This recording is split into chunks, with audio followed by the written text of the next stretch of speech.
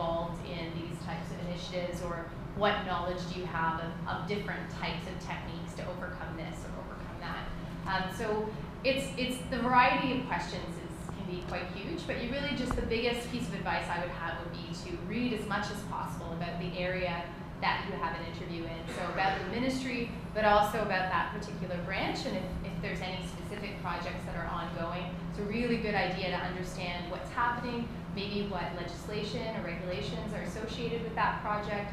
All of those things are important. And most interviews, particularly, certainly for policy positions, they're also accompanied by other components. So usually there'll be some form of written test, if you will, which often in my case has usually been, here's a bunch of articles. We want you to put together a briefing note or an information note and describing, what's the key information, what's the background information, what are the recommended solutions, etc.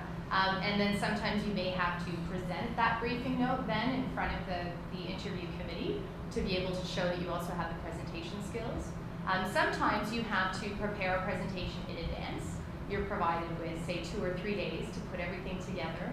And again, my biggest piece of advice would be to be as structured as possible in your responses. So to always be in a situation where you're explaining what's the background, what's the current situation, and how you recommend moving forward. That's typically the way that it's structured, at least for policy positions. So really do your homework. Mm-hmm. Ian, and then I think Maya you wanted to go first? So I think I'll be really quick. The few resources, as Ashley said, be prepared for the interview. They're going to rely on a variety of questions, and some of those questions are going to be based on government priorities. Where do you get information on government priorities? So the resources that I typically find very useful are the annual budgets, the full economic statement, the speech from the throne, the website. So I think when you go into the interview, just take a quick scan of the relevant areas in those documents, and I think that should adequately prepare you for the government priorities.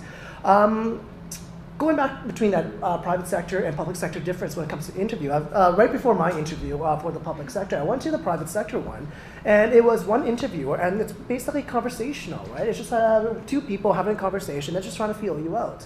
But then after that, I went into the public sector one, and I was just trying to be affable in front of this panel of 3 interviewers. First of all, you have to understand that there's going to be a panel. Secondly, they're going to have their head down and writing the entire time. So I don't know, for me, that changed the dynamic of it. I think the easiest way of saying it is it's awkward. Like if you say something funny, they're not going to laugh at you. They're just going to keep on writing, right? So you're thinking, oh, that throws you off. So be prepared for that awkwardness and be prepared for the content as well. And the preparation.